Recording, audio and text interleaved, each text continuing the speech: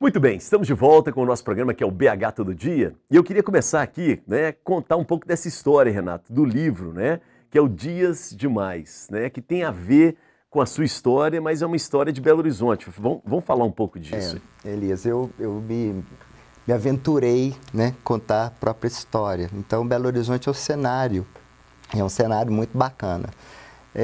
Como eu falei, nasci aqui em 1966 e aí estava tendo um surto de poliomielite, na cidade. E aos 4 meses eu tive poliomielite.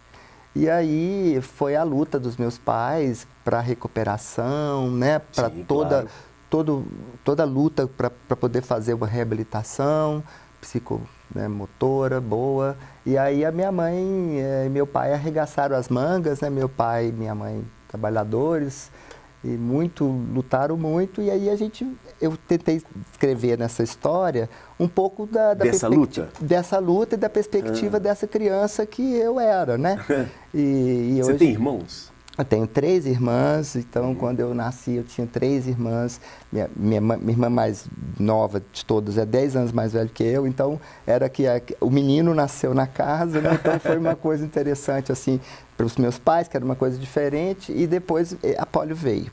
E eu estou muito, inclusive, assim, assustado nessa semana, porque todos os noticiários estão falando da cobertura vacinal da poliomielite, que está baixa, Absurdo.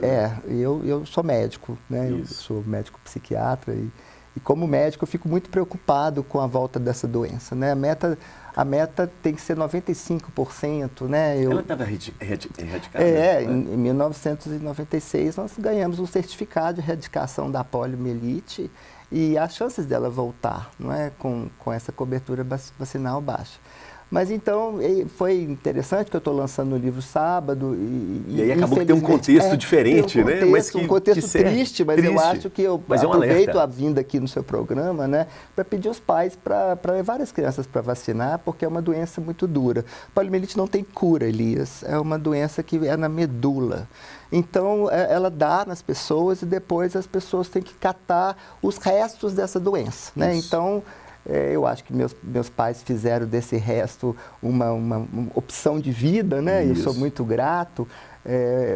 E assim, eu acho que... Mas é muito difícil para uma criança, Eu demorei muito para caminhar, eu demorei muito para conseguir fazer as coisas, Então, e a escola, como é que foi? A escola está no livro, Eu estudei no Colégio Batista Mineiro, Também tenho muito orgulho desse colégio. Um colégio muito inclusivo logo cedo, assim, na década de 70, quando a gente não falava tanto de inclusão das crianças, Eu me sentia, assim, muito acolhido lá no colégio. Foi muito interessante, assim, porque... também a presença dos colegas, Eu tenho a meu favor muito habilidade de comunicação. Eu gosto muito de conversar com as pessoas, então, às vezes eu chegava, vindo de alguma cirurgia, eu fiz mais de 20 cirurgias ortopédicas para poder fazer uma reconstrução corporal para me dar alguma locomoção para eu não ficar numa cadeira de rodas. E assim, tem todas essas lutas das cirurgias, Porque parece às vezes uma coisa meio automática, mas psicologicamente é muito interessante a gente escutar o ponto de vista de quem passou por essas coisas, E eu acho interessante, assim, poder escrever, tentando recuperar aquele menino, que era um menino com muitos problemas, mas também com muitos recursos, muito amado pela família, O amor salva muito a gente, Sem dúvida. Deixa a gente muito, assim, confiante na gente mesmo, Esse amor depositado.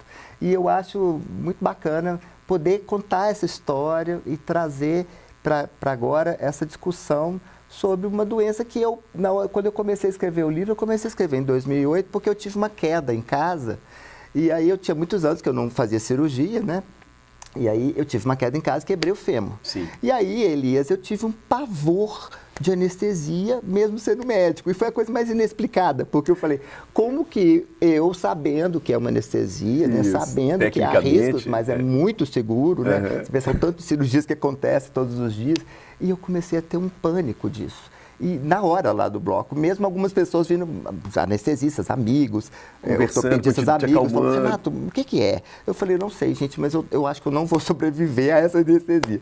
E era absolutamente uma coisa infantil. E aí, quando passou, a cirurgia foi um sucesso, graças a Deus, e eu passei muito bem. E eu cheguei em casa e falei, afinal de contas, o que era aquilo? Que eu fiquei assim, completamente... Aí eu falei, eu acho que eu vou tentar explicar escrevendo. Boa. E aí o livro começa eu contando um pouco do medo da anestesia. Mas da última cirurgia, né? Não, eu não começo o livro do medo. Eu começo o livro... a primeira coisa que eu escrevi foi... porque eu estudava no EAPI, no Instituto Rex, que eu nasci no bairro Aparecida, aliás. Um bairro que eu tenho muito apreço. E aí eu estudei no EAPI ali e a professora um dia falou assim, diz que fulana foi fazer uma cirurgia plástica e morreu da anestesia. Aí eu falei, meu Deus, e eu não tive coragem de perguntar ao professor Elias se anestesia matava. Eu falei, anestesia mata. E aí eu comecei a ficar com muito medo, não perguntei a ninguém, então naquela cirurgia que eu ia fazer naquele seguinte mês, eu não falei para ninguém que eu estava, na verdade, era com certeza que eu ia ser morto. Então, eu acho que essas coisas são muito interessantes. Então, um livro de memórias é um jeito também... De você passar um recado... De passar um recado, de contar um ponto de vista. Boa. Então, eu tô muito, assim, feliz e aliviado, porque muitas memórias eu tinha repetido na mente, repetindo, e agora elas estão no livro, né? Agora elas são nossas, Exato, não te pertencem só a você. Muito feliz. Muito bom.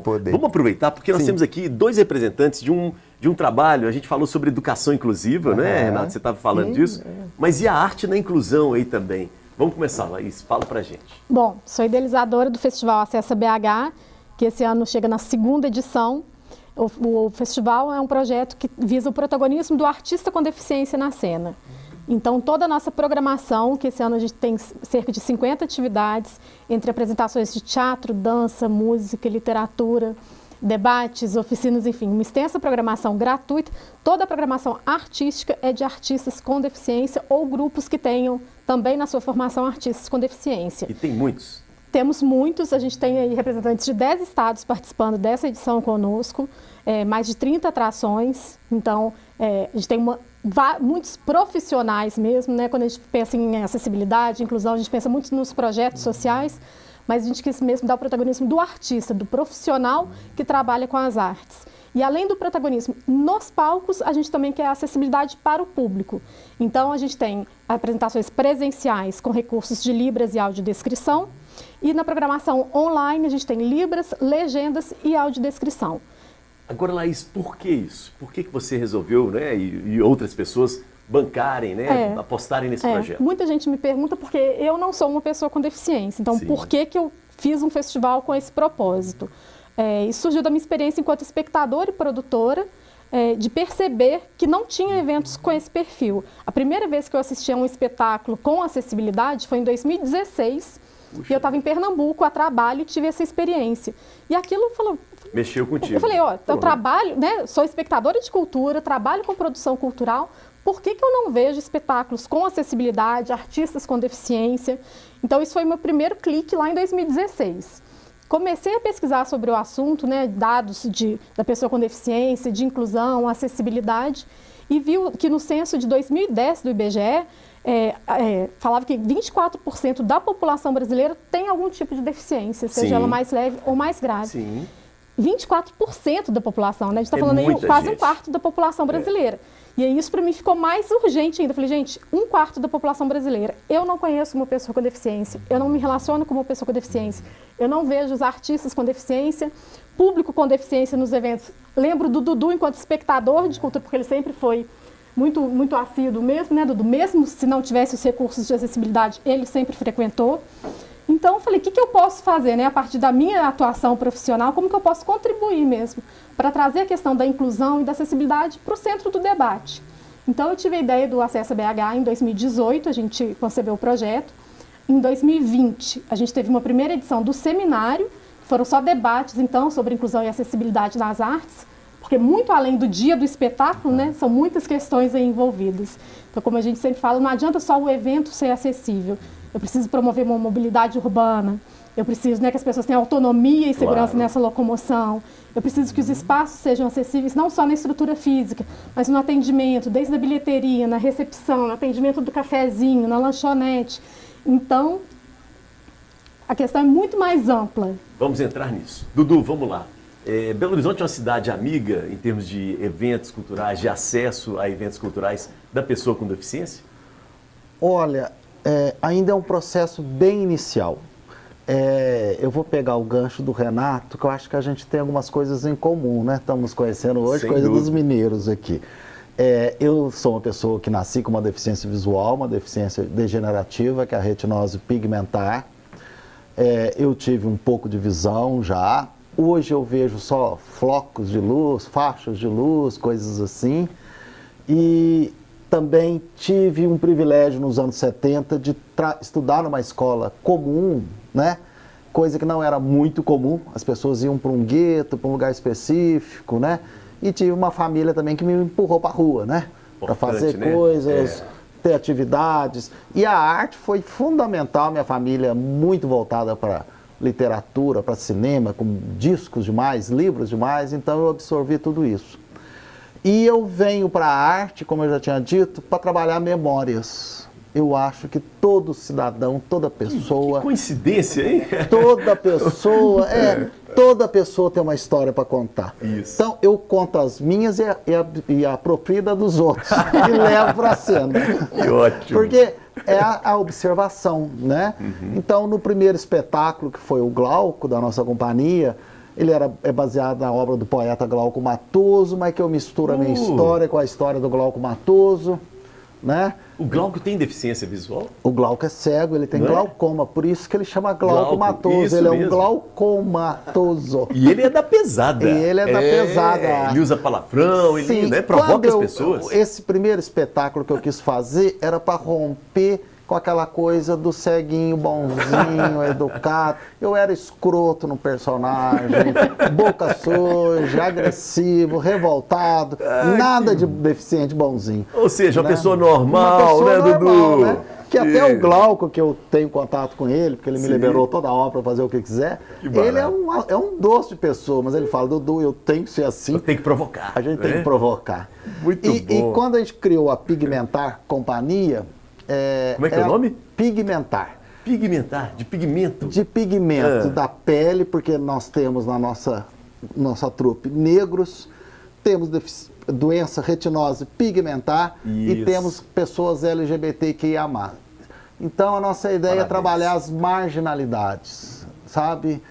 A companhia é para isso. Então nós criamos o Glauco em 2019 e agora... Para o acesso a BH, a gente estava em dúvida se ia ser o Glauco ou não.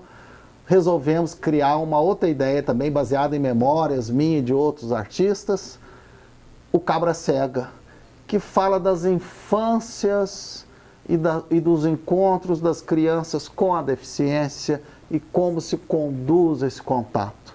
Né? Então é um espetáculo muito performático, mas que traz nas brincadeiras de criança, né? E a brincadeira Cabra Cega, uma maneira de também levar essas histórias, que não são só minhas, mas eu vou tomando conta delas, a gente vai colocando no espetáculo, né? Dudu, você me tive uma curiosidade. Renato, você também se apropria de histórias dos outros, assim, na sua história? No livro, aliás? Sim, né? Sim. Você fala de Belo Horizonte. Não, e eu começo o livro antes de eu nascer, né? O livro começa com o meu nascimento, quer dizer... As coisas foram me contadas, né? Eu acho que os mineiros são bons contadores de história. Né? Memória é isso, memória, né? Ninguém conta uma história do jeito que ela foi. Você vai aumentando um pouquinho, que é a memória. E essa memória do mineiro, de contar um caso, de você saber do avô, do bisavô, como surgiu as cidadezinhas do interior. Isso né? mesmo. Eu Muito mesmo bom. uma capital. Então a gente vai trazendo essas histórias, né? Vamos trazer uma história aqui interessante, tá? Olha que história interessante. Vou pedir ao maestro, vamos colocar aqui, ó, o depoimento, né, do Gonzaga. Olha aqui, para a gente contar um pouco dessa história e vamos mexer na memória. Mas não é esse Gonzaga que está aqui com a gente, não. Vamos dar uma conferida. Vamos lá, maestro.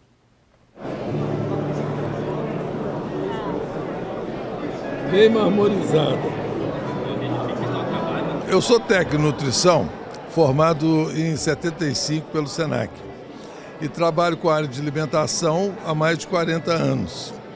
Nessa parte de defumados, eu fiz cursos no Rio Grande do Sul, fiz curso em São Paulo de algumas empresas e tenho uma certa especialização em molhos e cremes. Depois de 2006, mais ou menos, comecei a produzir comercialmente e hoje meu filho já largou a profissão de farmacêutico para soltar os nossos produtos no mercado. E já tem a nossa loja no bairro Santa Teresa e vamos partir para a segunda loja também. Exponho aqui na Expo Cachaça, exponho na FISPOL em São Paulo e faço várias feiras também dentro de Minas Gerais. Então, são 14 produtos fabricados por nós. Aqui nós temos a copa, lombinho, panceta, joelho, costelinha, linguiça calabresa tipo portuguesa, cupim defumado, aromatizado e cozido com ervas, e o lagarto também, e a língua, que é o carro-chefe, nossa, a língua de boi. Continuando, bem marmorizado.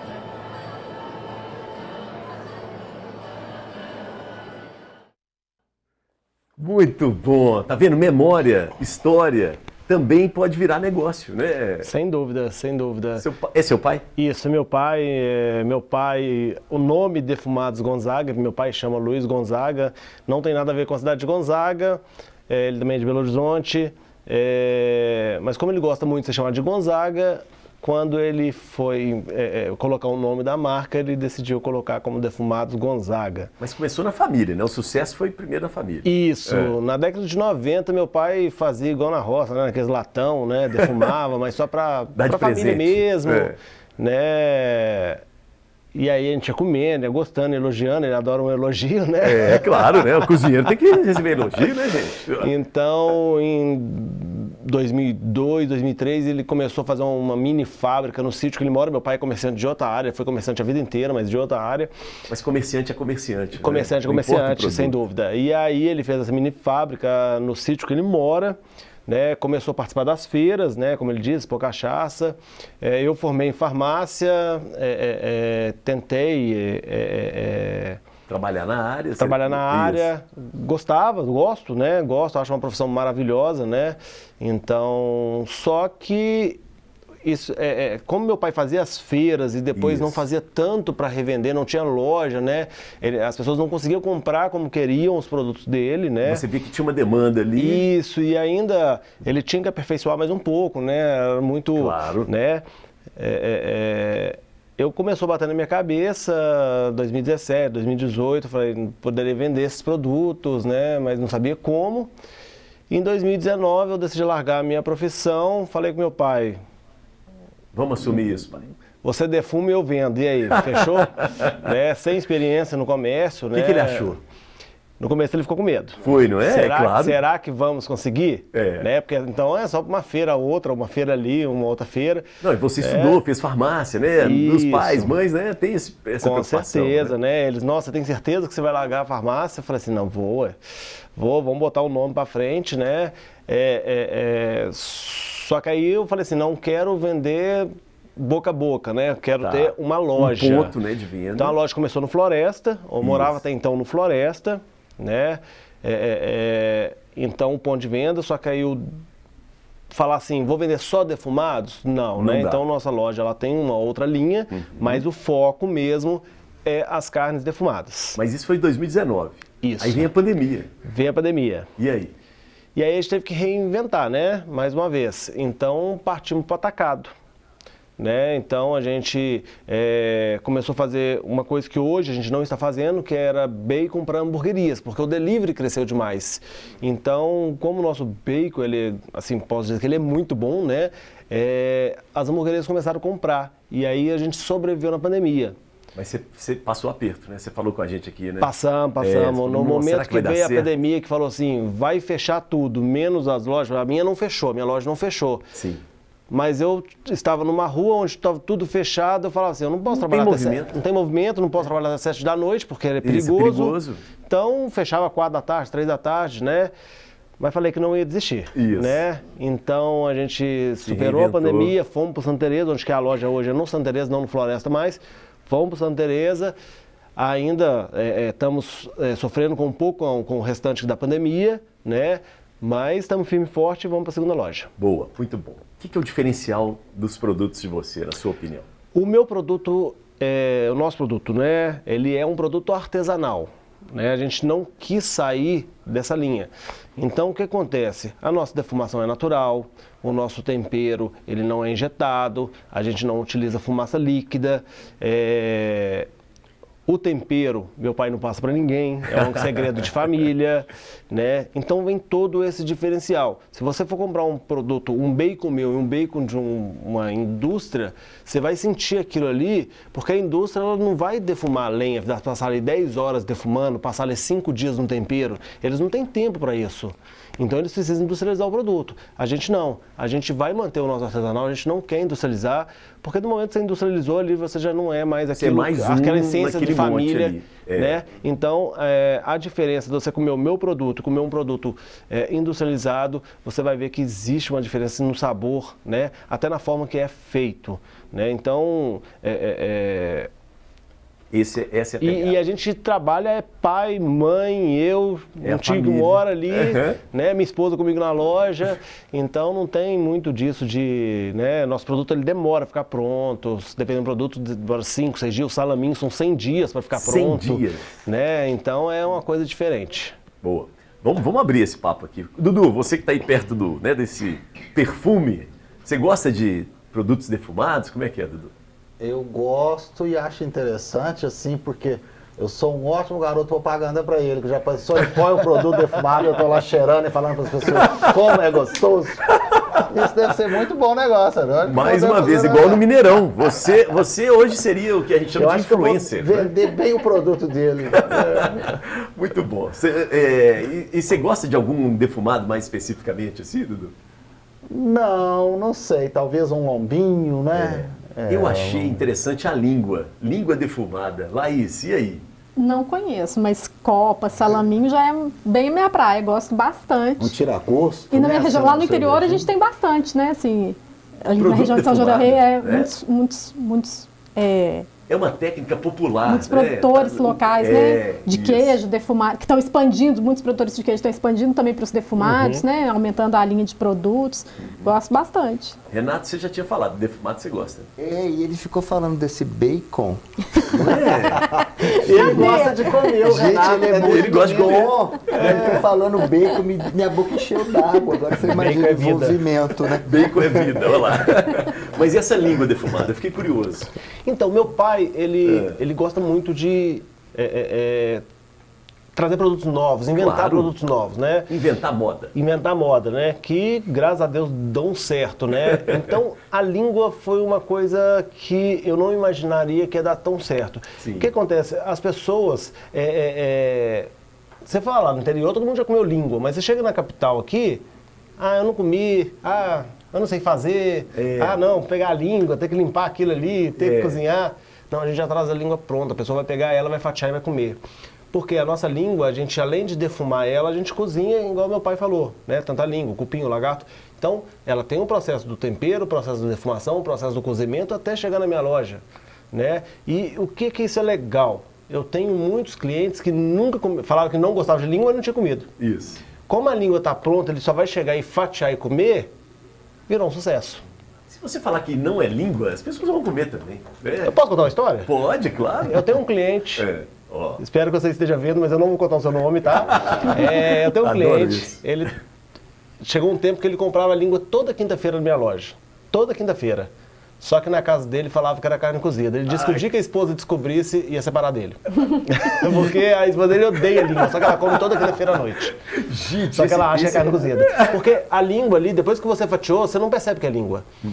Qualquer pessoa que pegar a língua e colocar aqui e fatiar e falar assim, come uma carne cozida, você vai comer e não vai perceber que é língua, porque ela é saborosa, né? E ela já pronta, ela macia ali, né? A língua, quando você pega a língua que a gente faz, eu esqueci ela hoje, mas assim, quando você pega, se fizer assim, ela desfia. Desfia, né? Olha que tanto a língua quanto o cupim, então eles desfiam. O cupim é outro produto que você não acha defumado, você não costuma achar defumado. Sim. Pô, cupim, eu vou comprar cupim para deixar ali 6 horas lá cozinhando. Não, você vai pegar o cupim aqui, o cupim é esse aqui, já está desmanchando, você fatiou, comeu, pronto, acabou. Né? Então é um produto fácil, né? O pessoal gosta por causa disso. Muito bom. Ele não vai fazer nada. Qual que é o produto que sai mais? A língua. É a língua. A língua. Gente, E ele não trouxe a língua. porque sai Ele mais. vendeu tudo. Na verdade, vendeu tudo. Na verdade, a Instigou língua. a curiosidade A aqui. língua, na nossa loja, se você não ligar antes, às vezes você não acha o produto. Olha Porque a gente só. não consegue, não é que a gente não consegue, a gente fabrica, demanda é quanto muito mais grande. chega, a demanda é muito grande da língua. Né? Então, e o atacado, né? As pessoas os empórios que compram para revender, eles falam assim, será que eu ponho a língua? No dia que eles põem, sai tudo da língua, então a língua começa a sair Muito para os bom. empórios. Você é bom de venda, hein? Gostei de ver. Gente, nós vamos para o intervalo, né? E daqui a pouco o último bloco do nosso programa BH Todo Dia, tá bom? Maestro, nosso intervalo, por favor. Vamos lá.